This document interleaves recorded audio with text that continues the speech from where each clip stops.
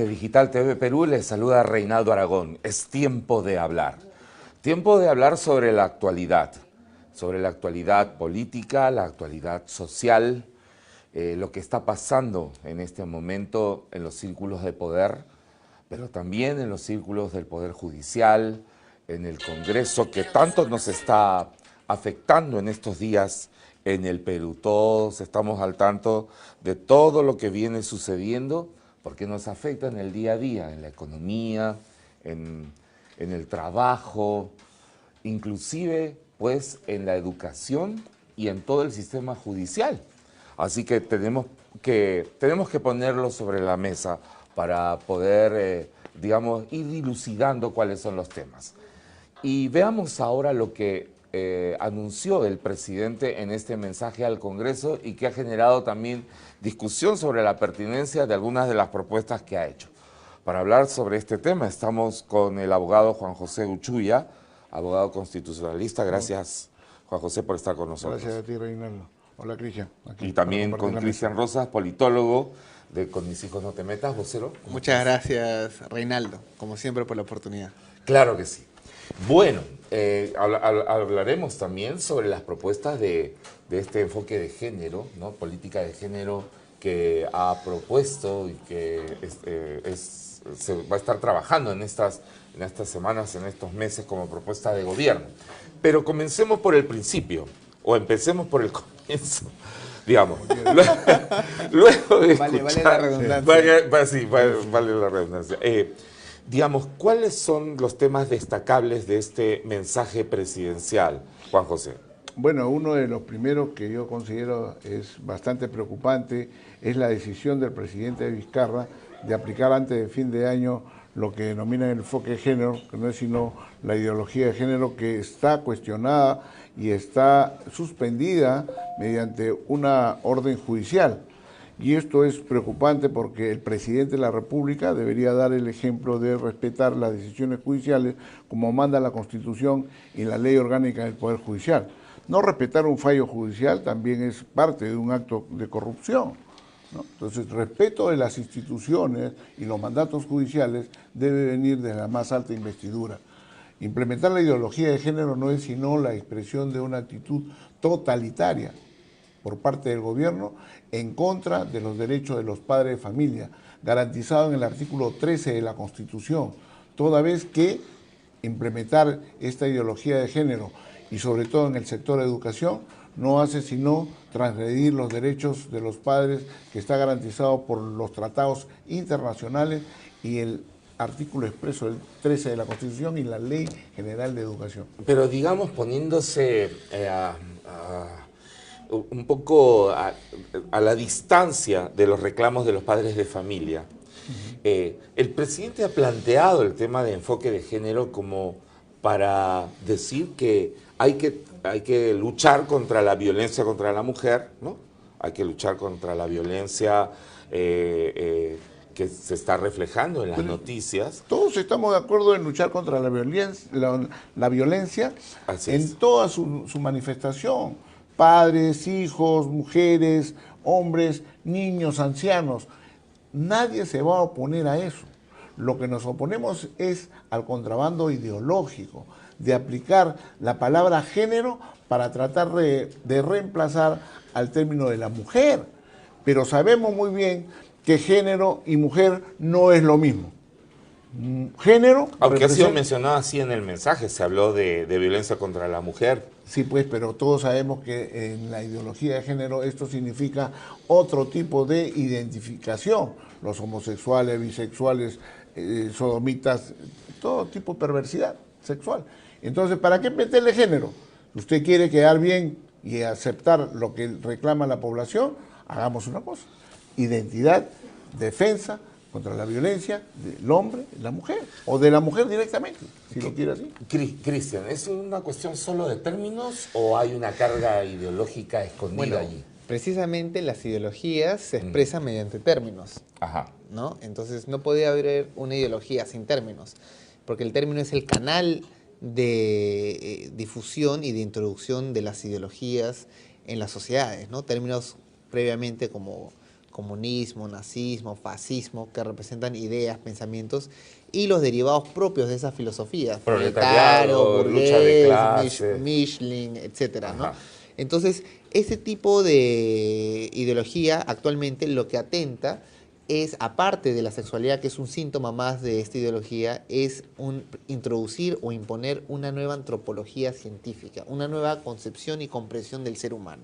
O sea, el ser humano ya no concebido como ser humano, sino concebido en una visión poshumana, donde el ser humano se convierte en un dios y modifica su propia naturaleza, o es capaz de crearse a sí mismo, según una construcción mental o social.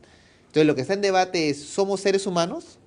O sea, hablamos de derechos humanos, pero tenemos derecho a ser humanos. Pero ellos quieren anular ese derecho, decirnos no. Porque ahora tú mismo defines qué eres. O sea, no eres un humano, eres un hombre. No, tú puedes definirte como así se te plazca, construir tu propia identidad. Ahora, ¿qué es el plan de igualdad de género? El Ministerio de la Mujer emite planes de igualdad de género usualmente por 5 años. El actual es del año 2012 al 2017. Claro, no es nuevo el concepto. No, es así. no. Y dura 5 años el Plan Nacional de Igualdad de Género, ¿no? Se le conoce con la abreviación el PLANIC, ¿no? Esto es citado por el Ministerio de Educación. Por ejemplo, cuando el Ministerio de Educación hace el currículo, cita el PLANIC. Porque el PLANIC tiene como punto y objetivo transversalizar la aplicación del enfoque género a las políticas públicas. Y esa ha sido la base de las diferentes oficinas de igualdad de género. Por supuesto, porque de los diferentes ministerios. digamos que esta es su documento orientador. Un documento base. Sí, que lo han convertido prácticamente en un libro religioso para los creyentes del dogma de género, ¿no? O sea, para ellos es un absolutismo esto, ¿no?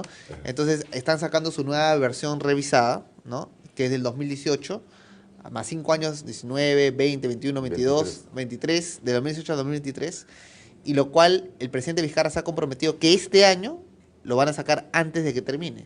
Ahora, en el PLANIC del 2012 al 2017 podemos ver cosas curiosas. Por ejemplo, se cita a la señora Marta Lamas en Cabo y ella explica que el concepto de género nos ayuda a entender que los que creemos características naturales de hombres y mujeres no se derivan del sexo de las personas, sino que son construidas culturalmente a través de las relaciones sociales y mandatos culturales. O sea, este es un documento oficial. Claro, es un documento que cualquiera lo puede descargar. Cualquiera que esté escuchando, pon Plan de Igualdad de Género 2012-2017, lea lo que dice y ahí te explica que el género no es el hombre y la mujer o el sexo, no. Es una construcción. Ahí introducen los conceptos de identidad de género. O sea, es la imposición de una nueva antropología, un nuevo sujeto de derecho, que ya no es el ser humano, hombre o mujer, ya no. Ahora es una ideología que te otorga derechos y te da alcances y límites. O sea, es la imposición de una nueva antropología, una antropología anticientífica, antihumana, falaz y antidemocrática, antisentido común. Y ese es un problema, porque si nosotros dejamos de defender los derechos humanos y ahora apelamos a derechos de género, hemos regresado en la historia, ¿no? Juan José, los derechos humanos, como los conocemos, como están aprobados en los tratados, ¿son diferentes a los derechos propuestos en estos planes de género? Claro, no solamente son diferentes, sino son contrarios a los derechos humanos, al espíritu que tuvieron los legisladores para adherirse a estos tratados internacionales. Pero además va contra el espíritu que establece la Constitución. La Constitución del Estado, por ejemplo, reconoce la identidad de las personas y su dignidad en base a su nacimiento, a su identidad, sexo, hombre, mujer. Pero establecer género como una identificación en la cual puedan poner en tu DNI, soy trans, soy bi, y una serie de bi, tri, cuatri y todo lo demás, ¿no? Cuatri, claro. ¿no? Hasta el bestialismo llega ahí, ¿no? Entonces, ¿qué cosa es lo que se está haciendo? Hay que decirlo bien, porque pues la gente puede pensar otra cosa y que se está hablando de derechos, se está hablando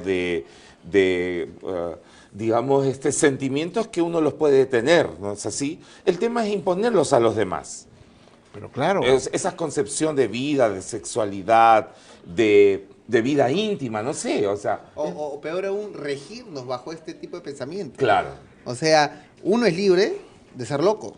Claro. Y vivir su locura. Uno es libre de vivir una creencia religiosa, una experiencia, o no creer en nada, o cambiar de creencia. Cada uno es libre, porque es el derecho humano.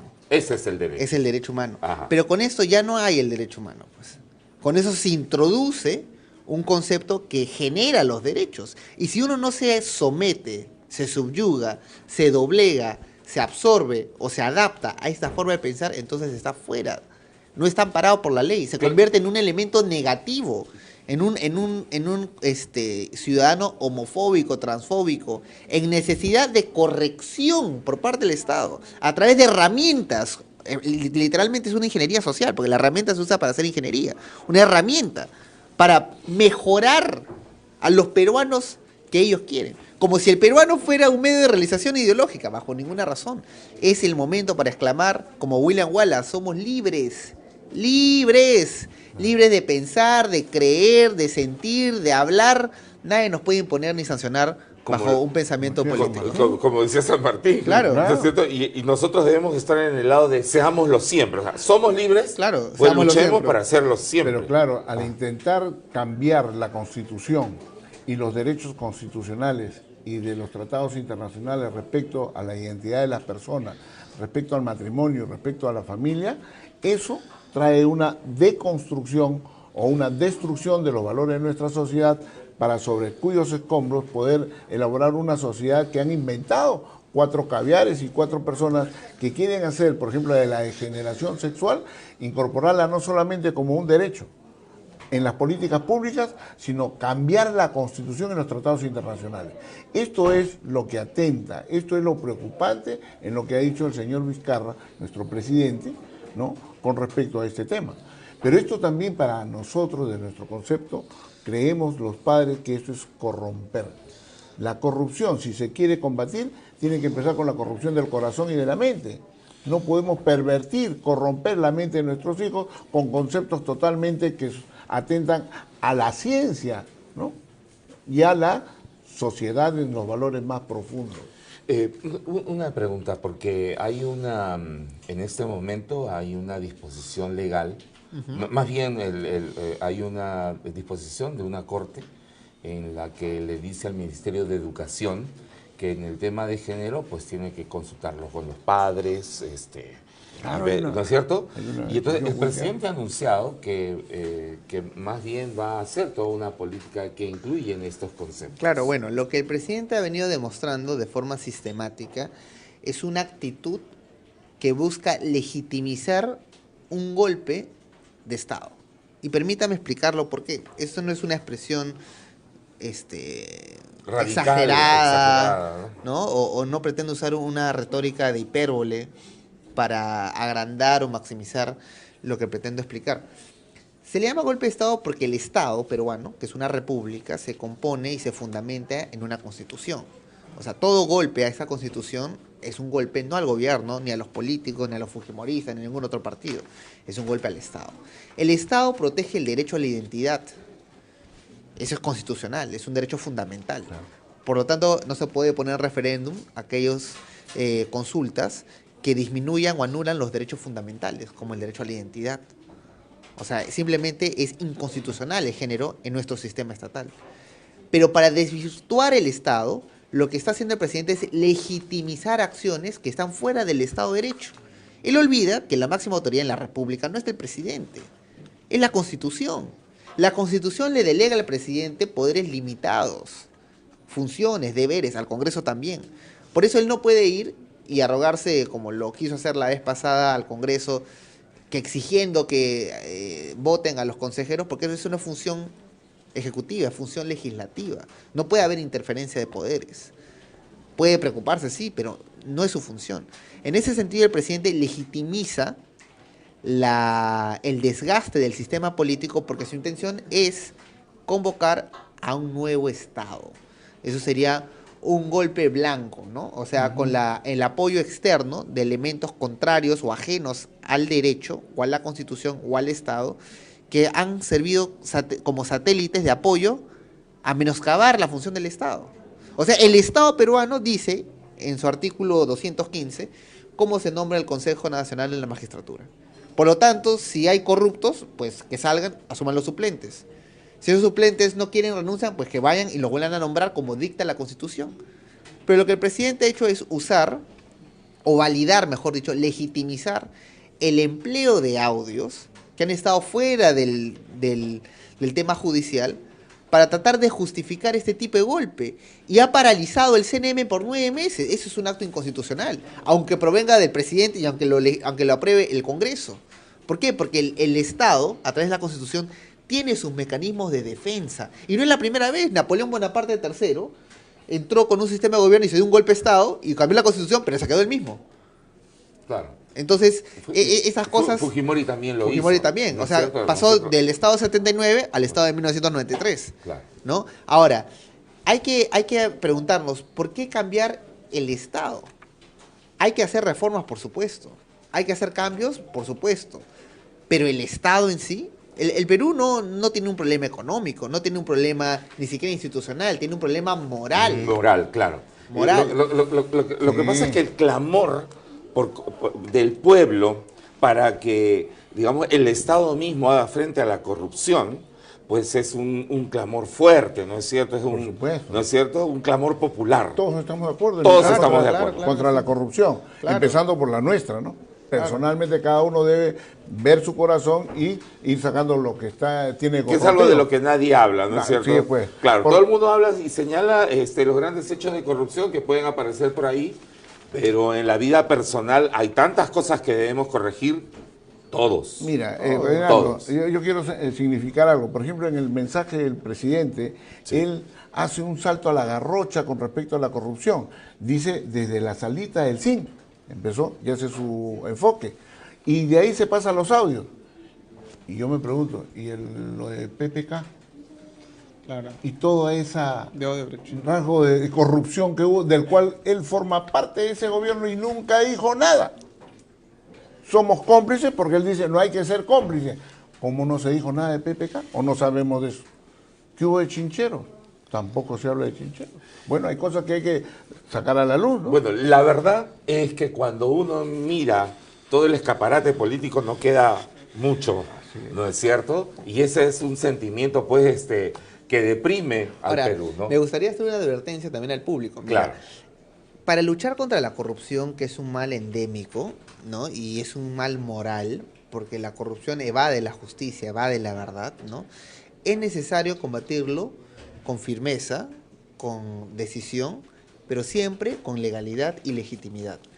En momentos como esto es donde siempre viene lentamente y de forma seductora las respuestas y atajos fáciles a la vida. Así como El Padrino, en la película, que ustedes han visto, todo el mundo ha visto, de Marlon Brando, le increpa al dueño de un funerario, ¿por qué no viniste a mí? Yo te iba a hacer justicia. ¿Por qué ha sido la policía? Pues ahí está, quéjate, pues, anda al Estado de Derecho, tu juicio durará, debiste venir a mí. Yo, como mafioso, lo hubiera arreglado. Y eso es lo que está pasando ahorita. O sea, el Estado está recurriendo a mecanismos ilegales, ajenos y extensos de la ley. Entonces, de la misma forma, validaríamos a una guerrilla, pues, a un grupo terrorista, que en su nombre dicen son justicieros, hacen justicia por un pueblo, pero no, señor, porque en el Estado el monopolio de la fuerza lo tiene el Estado peruano. ¿Cuáles son estos... Nadie está por encima ni extenso. ¿Cuáles son estas ilegalidades a las cuales está recurriendo el Estado en este momento para, entre comillas, hacer frente Muy a la bien. corrupción? Primero, todo mecanismo de lucha contra la corrupción debe de marcarse siempre dentro del Estado de Derecho. Por ejemplo, si un fiscal solicita al Poder Judicial autorización para interceptar telefónicamente porque se investiga una banda de delincuentes, se la aprueba, se le da, se puede difundir inclusive a través de la prensa porque hay un interés superior. ¿Cuál es el interés superior? El servicio al público, el conocimiento, es interés público. El medio y el fin son legítimos. Pero ¿qué sucede cuando el medio no es legítimo? ¿Qué sucede cuando no es una interceptación por parte del Estado? No es legal, sino es un externo. Estaríamos validando entonces la misma operación que hace Pablo Escobar o hacía Pablo Escobar en Colombia, que tenía chuponeado a todo el Estado. Y así chantajeaba a medio mundo. Por supuesto que no es válido. ¿Y esto por qué? Porque las disputas se deben de resolver siempre en el Estado de Derecho. La corrupción, de una forma más sofisticada, no puede combatir a la corrupción de una forma más cruda. Ahora- Lo único que puede combatir la corrupción es el bien, es la Ahora- justicia, es la verdad. Ahora, en este tema, Juan José, que también ha participado e inclusive ha dirigido medios de comunicación. Ahí, pues, hay un derecho de la prensa que es a no revelar las fuentes. Sí, ¿no es cierto? claro, por supuesto. Y publicar lo que le parezca algo que sea va de interés público. De interés público, Claro, ¿no es cierto? que no vaya contra las buenas costumbres. Claro que sí. Y eso no ampara entonces el derecho de la prensa y el derecho de la gente a estar informada sobre hechos que están ocultos, digamos. ¿Te imaginas que yo pudiese, como periodista, matar a una persona para tomar los audios y llevarlos y después publicarlos? Sería ilegal, totalmente ilegal. Claro, pero, inmoral, si yo, ilegal. pero si yo utilizo también la coima, el cohecho, para comprar estos audios o copia de estos audios para poderlos manejar después políticamente, también es ilegal. Ahora, mira, No es ahí, justo. ahí lo que dice Juan es cierto, porque, mira, la gente piensa que cuando uno es delincuente, pierde sus derechos. Y no es así. No es así. Uno está penalizado, por supuesto, es castigado por haber quebrado la ley y va a la cárcel, pero no pierdes derechos. Claro, y puede ser condenado hasta cadena perpetua o hasta la pena de muerte. pero aún o sea, el terrorista más perverso no pierde derechos. no pierde. Fíjate, Porque tiene dignidad. Por lo tanto, cuando le sacan a Nostroza, para dar un ejemplo, o cualquier otro, ya que no sea Nostroza, cualquier personaje, audios que no corresponden a un permiso Porque fiscal. te han acusado de defender este... Claro, claro, porque ha tocado su nombre en particular, porque él es la persona que está sufriendo actualmente, en mi opinión, un abuso. Ahora, si él ha cometido delitos y corrupción, pues que vaya a la cárcel. Pero hay que comprobarse. Nadie puede agarrar y chantajear a ninguna autoridad pública con audios que no están comprendidos dentro de la legitimidad, porque él también tiene derecho a la privacidad. O sea, ¿a quién le importa saber que hablaba él con su esposa? Y lo han sacado. ¿Acaso eso no es una violación a su derecho a la intimidad? Por supuesto que lo es. No hay nada de interés público en esa conversación con su esposa. Así, no hay nada de connotación ilegal o ilícita. Y es lamentable que un periodista, el señor Sondheim, haya dicho a este magistrado psicópata. Por el solo hecho de decir, no hay connotación ilícita en esa conversación. Ahora, quiero decir algo al público. El fin, por más noble que sea, jamás va a justificar los medios. O sea, nunca. Ni la lucha por la vida, ni la familia, ni contra la corrupción, ni cualquier fin puede justificar recurrir a medios ilícitos ajenos y extensos de la ley. Ahora, lo que pasa es que pues los hechos que se van evidenciando son terribles, ¿no es cierto? Revelan componendas, revelan influencias tremendas para inclusive liberar gente acusada de violación, sindicatos. A esas personas hay que castigarlas, pues. Sí, a lo no, que, no, claro a que lo sí. que se ha comprobado. Entonces, Pero lo que no se puede hacer es aprovechar, inclusive, imagínate que se encuentra un delincuente que ha sobornado, se les publica su audio y va a la cárcel, justamente, ¿ya? Eso no da derecho a que mañana saquen un audio de él hablando con su hija, con su esposa, que no tiene ninguna carga delictiva, porque eso sería una violación a su derecho a la intimidad. Aun cuando sea delincuente y condenado a la cárcel por el otro acto, nadie tiene derecho a sacar un audio que no es de interés público, que no tiene carga delictiva. Porque a pesar de su error delictivo en un área, él tiene derecho al honor, tiene dignidad. Así es. Yo creo que en el combate contra la corrupción no se puede uno mismo corromper. Hay derechos constitucionales, hay derechos constitucionales que tienen que mantenerse en un Estado de Derecho. Porque si la no, después van a legítima invalidar, defensa, ¿no es cierto? la presunción de inocencia, que implica que la carga de la prueba la tiene el Ministerio Público y tiene que demostrar fehacientemente, probadamente, que uno ha infringido la norma y la ley. Pero también tiene que tener el derecho a la legítima defensa y el derecho a la intimidad que establece el artículo 2 de la Constitución. No pueden relacionar, por ejemplo, intervenir a una persona cuando están los niños o sacar conversaciones que tengan con sus hijos que no tengan materia o relación respecto al delito. Allí es donde vienen los excesos. Y permíteme ahondar más en lo que dice Juan. Esta noción categórica de la moral, que apela a la dignidad del ser humano, es herencia del cristianismo. O sea, la moral categórica que te dice que el fin no justifica los medios, es herencia del cristianismo. Y te explico por qué. Antes, aún en la jurisprudencia romana, inclusive grecorromana, uno podía ir a la cárcel a la pena de muerte sin prueba alguna. Te doy el ejemplo. Hubo un juicio donde un pueblo subordinado por el Imperio Romano, que tenía un tratado interno y tenía jurisprudencias separadas, apeló al Imperio Romano para hacer sentencia y justicia. El Imperio Romano se negó y le dijo, ustedes tienen jurisdicción sobre su propio territorio, júzguenlo. Dijeron, no, júzguenlo tú. Entonces, ¿qué hizo Pilato? Se lavó las manos, sin prueba alguna. ¿Qué quieren? Le entregó a la muchedumbre una oclocracia y lo condenaron a la muerte, sin tener ninguna culpabilidad. Porque no se respetaba o no se tenía la noción de la dignidad del ser humano. O sea, y después de esa muerte, hubo una reflexión sobre la teoría del derecho. ¿Y cuál es la teoría del derecho? Que todos tenemos dignidad. Es inviolable esa dignidad. Y esa dignidad te da y te otorga derechos inherentes que no son anulables por más delitos que tú cometas. Y eso es categórico. y esto de ninguna manera significa pasar por agua tibia la corrupción. Por supuesto que no. ¿No es cierto? No, por supuesto que no. De ninguna manera defender cosas tan evidentes y tanta injusticia que se ve. Por supuesto que no, porque aquellas cosas que son injustas, aquellas cosas que son corruptas y aquellas cosas que se comprueban, ¿qué se hace? Se les sanciona, pues se les sanciona. Pero esto no es carta blanca para hacer de un ser humano un trapo. ¿Por qué? Porque el ser humano, a un delincuente, a un terrorista, a un lo que sea, tiene dignidad. Si no tuviera dignidad, entonces ¿por qué enterramos a los muertos? No somos materia nomás. Aún cuando está muerto ya no vive, pero se le permite enterrar. ¿Acaso tú ves arrastrando en la morgue a la gente así? No, porque tiene dignidad. Claro. Hasta, Así es. claro, además por respeto a su memoria y bueno, y tantas cosas. Pero volvamos al tema del discurso, del mensaje. Lo que pasa es que es siempre bueno reflexionar, ¿no? Y nosotros estamos, digamos, aportando temas para esta reflexión que debemos hacer como peruanos, porque pues como sociedad y como ciudadanía tenemos también que participar activamente. Tal vez vayamos a un referéndum. Pero por supuesto, ¿No? yo creo que lo que tenemos que ratificar aquí, para que no se vaya a tomar o a tergiversar nuestras palabras, Claro. es que nosotros somos firmes para luchar contra supuesto. todo acto de corrupción. Y que todos los corruptos vayan a la cárcel. Que todo y que aquel paguen lo que a quien deben se le encuentre pagar. la culpabilidad asuma las consecuencias que la ley ha previsto, porque ese es el principio de legalidad, ¿no es cierto? Entonces, bajo ese punto de vista nosotros nos ratificamos en esta posición. Claro. Pero tiene que ser dentro del respeto de la dignidad humana que se expresa a través de las leyes, la Constitución y los tratados internacionales. No se puede arrasar a una persona porque ha cometido un delito y ya no tiene ningún derecho. Sus derechos constitucionales se mantienen. La legítima defensa, el derecho a hacer presunción de su inocencia mientras no se pruebe lo contrario, al debido proceso.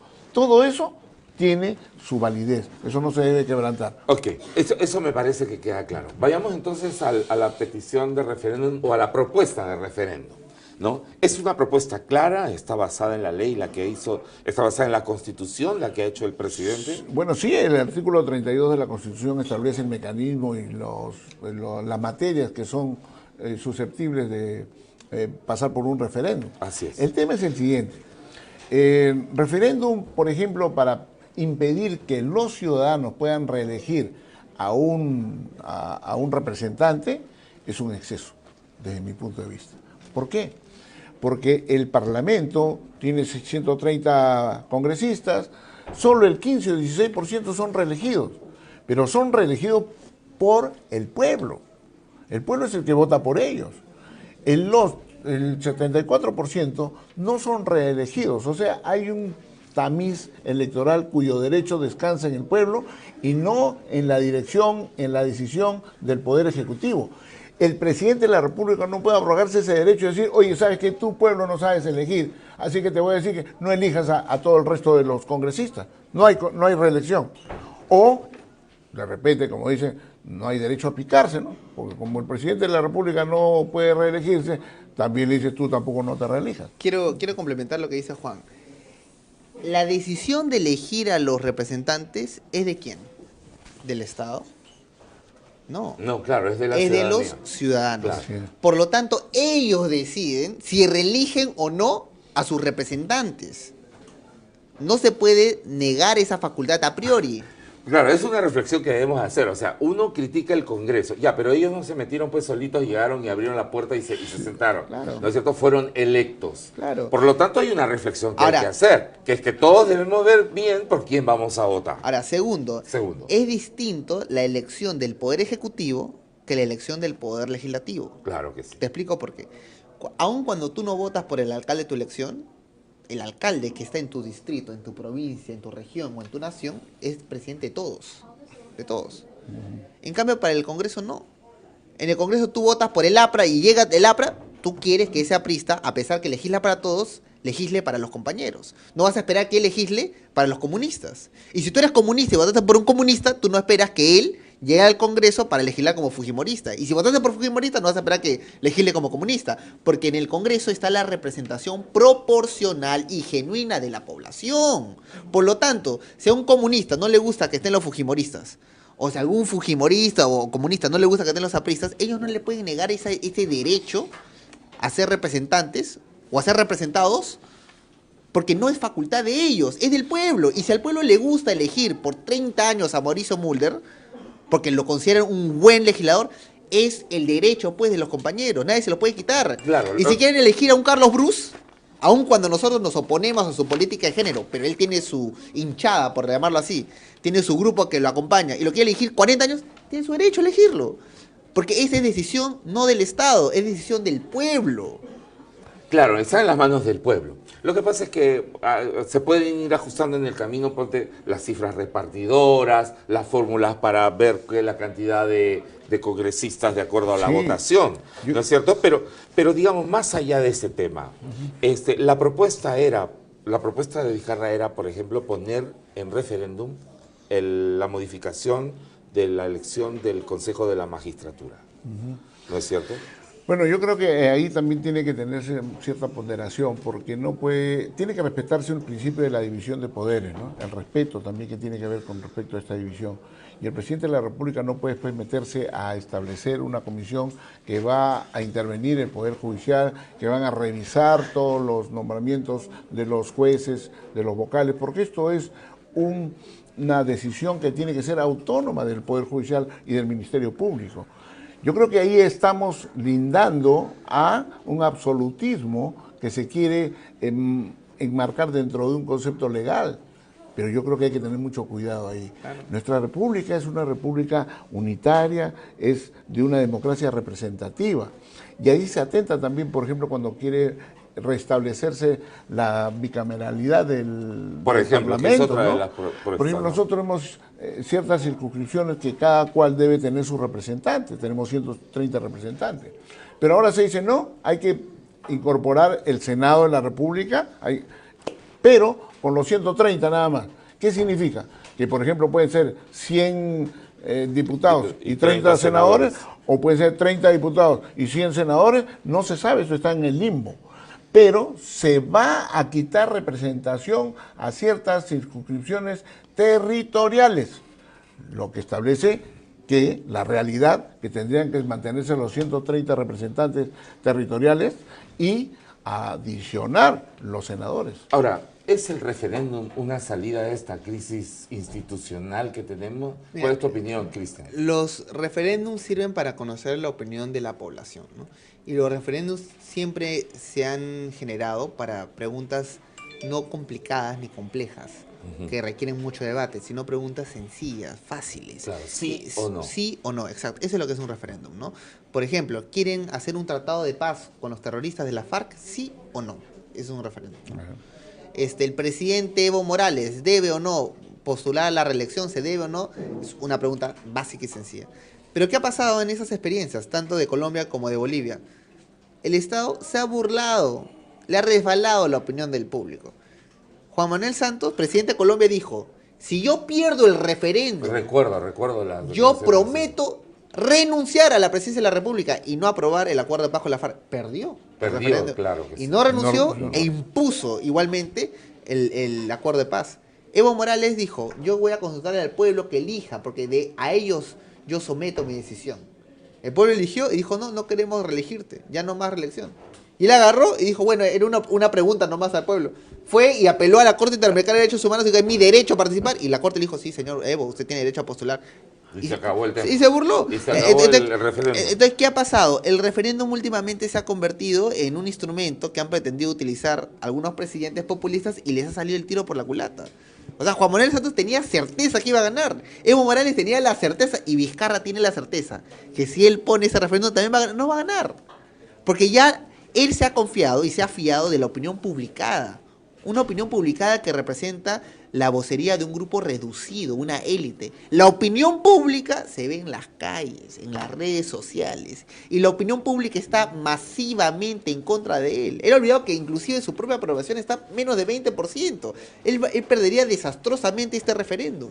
¿Por qué? Porque no se basa en lo que es lógico, ya la gente no es manipulable. Él piensa y confía que aliándose con los medios mermeleros va a poder agarrar a la población de ingenuos. Y no lo va a hacer. Ahora, yo estoy en contra porque considero que las 4 preguntas son tontas. O sea, ninguna me parece válida.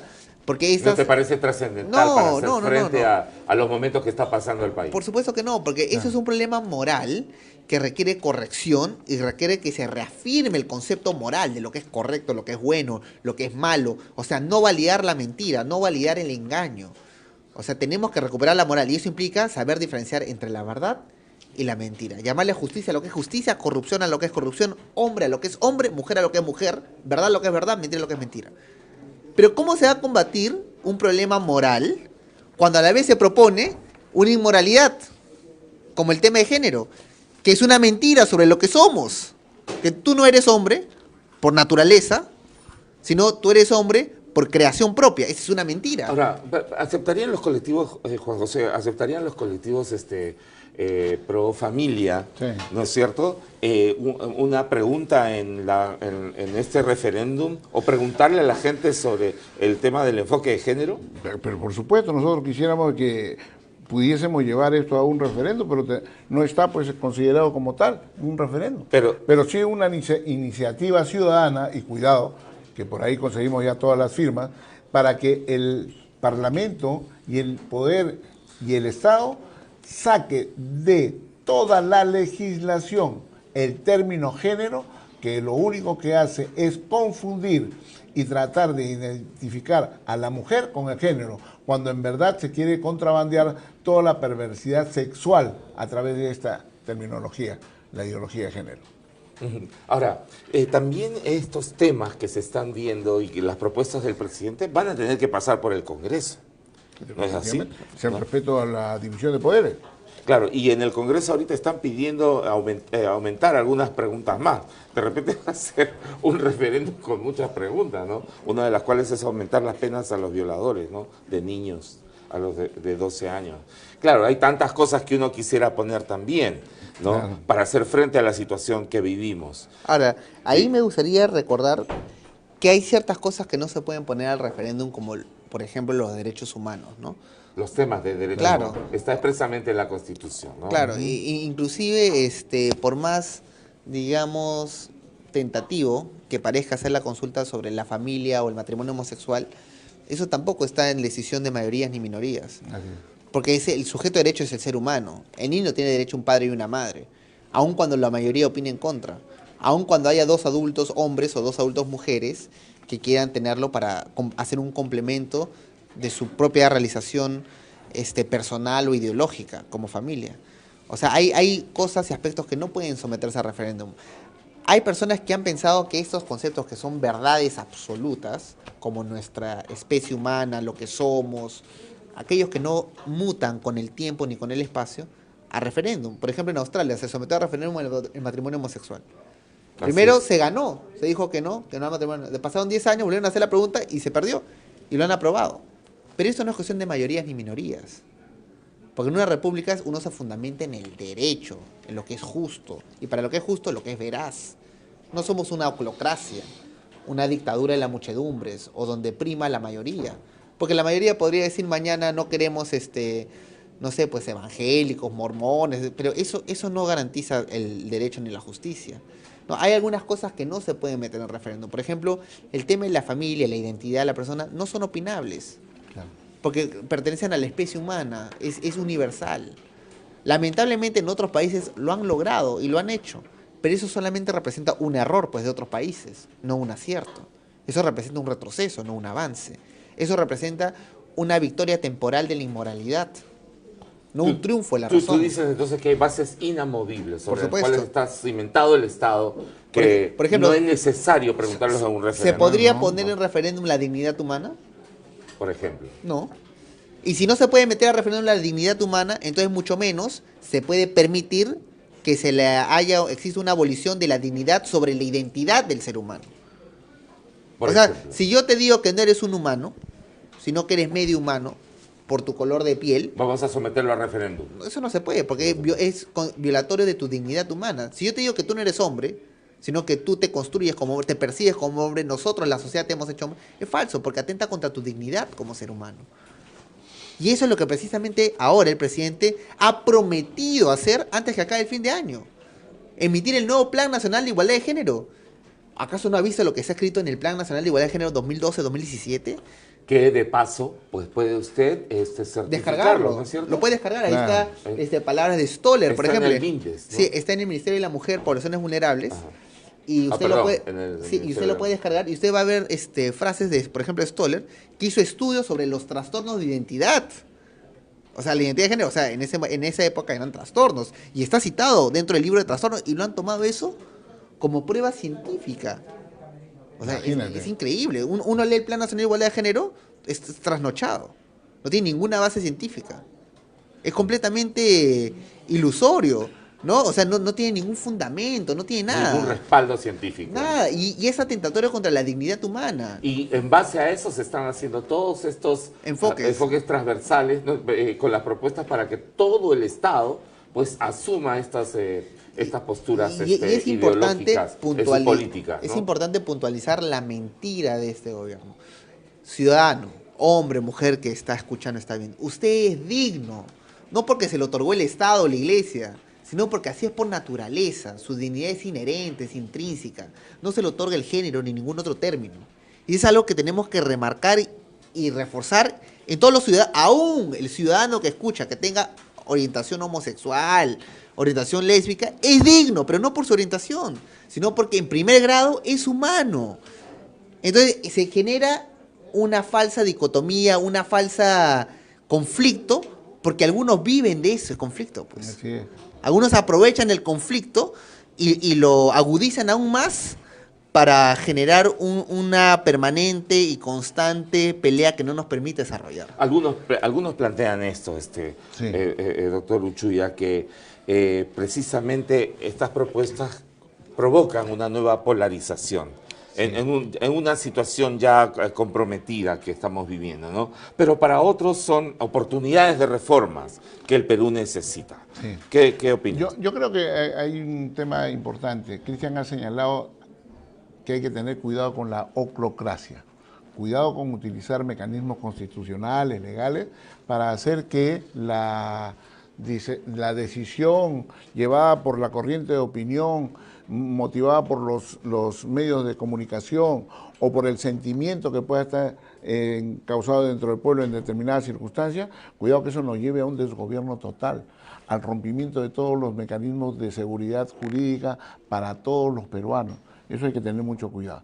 Lo segundo es establecer efectivamente que hay una agenda que se está llevando a cabo a nivel mundial, un nuevo orden mundial mediante el cual la agenda LGTB y los mecanismos de incorporar o tratar o pretender de incorporar en los derechos humanos, por ejemplo, el matrimonio homosexual, que el Tribunal de Estrasburgo ya dijo que no era un derecho constitucional, ¿no? Así también el aborto y otra serie de mecanismos por los cuales esta agenda pretende destruir los valores de una sociedad.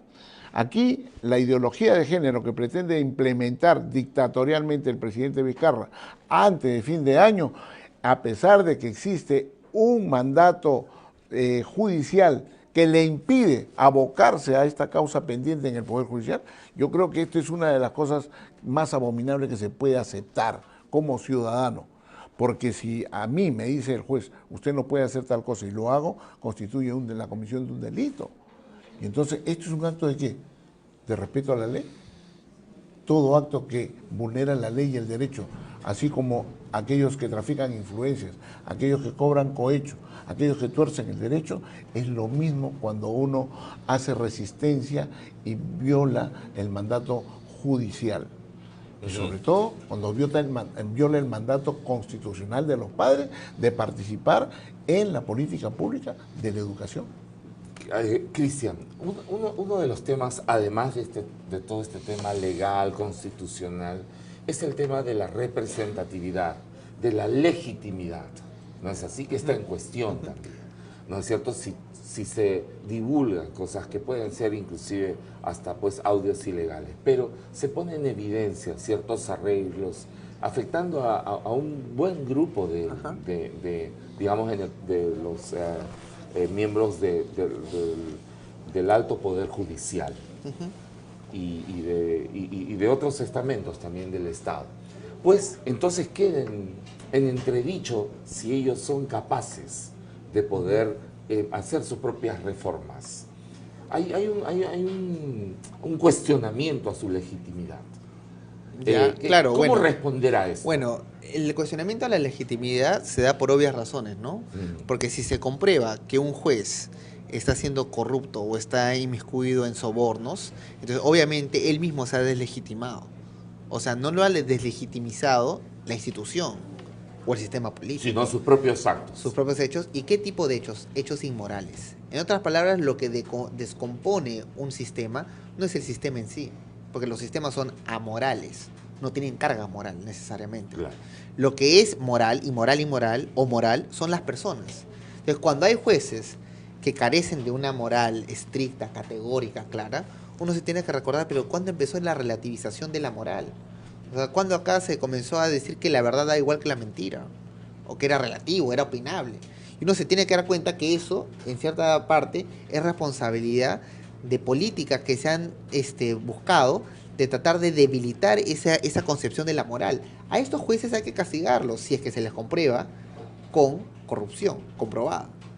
Pero a veces hay situaciones que no se les comprueba. Entonces el problema ya es de forma, de fondo, de las reformas, que no solamente lo hace el Poder Judicial, también depende del Congreso. Quiero recordar que las medidas sobre el referéndum fueron una de las más usadas el siglo pasado por Benito Mussolini, por Adolfo Hitler, por Ferdinand Marcos, por Franco en España. Recordemos el de 1936 de Hitler, que dijo, no, vamos a hacer una reforma electoral. Y así comenzó a legitimizar sus actos de injusticia. Por eso desde el 1936 hasta el día de hoy no ha vuelto a haber un referéndum federal en Alemania. Porque precisamente se ha utilizado con mucha sutileza para camuflar, a través de un populismo demagógico, cambios que van más allá de lo perceptible, más allá de lo superficial. Y que responden y que pueden responder a una situación de sentimiento nacional y que puede ser pues totalmente errado y hasta contrario a lo que debería ser. Y para eso está el Parlamento, pues para hablar, para parlar. O sea, el Parlamento se hizo ¿para qué? Para que la gente no se mate en las esquinas, en los callejones. Entonces, para que no se terminen matando entre ellos, se dijo, no, vamos a tener un lugar para que parlen, sean parlamentarios, discutan ahí su problema y debatan y se vote. Y para eso existe el Congreso. Una apreciación al final. Creo que es necesario que estemos atentos a la defensa de nuestra soberanía.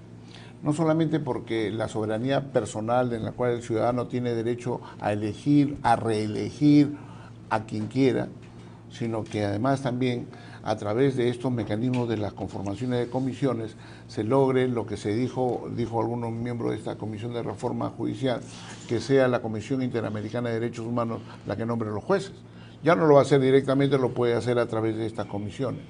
También otro que dijo que había que nombrar a los miembros de la Comisión Nacional de la Magistratura a través de la ONU. Pero lo que quieren hacer es que la ONU, la UNESCO, la OEA y todos estos, la Comisión Interamericana de Derechos Humanos, todos estos organismos que están infectados de comunistas caviares, implementen lo que ellos vienen implementando en el mundo, la ideología de género.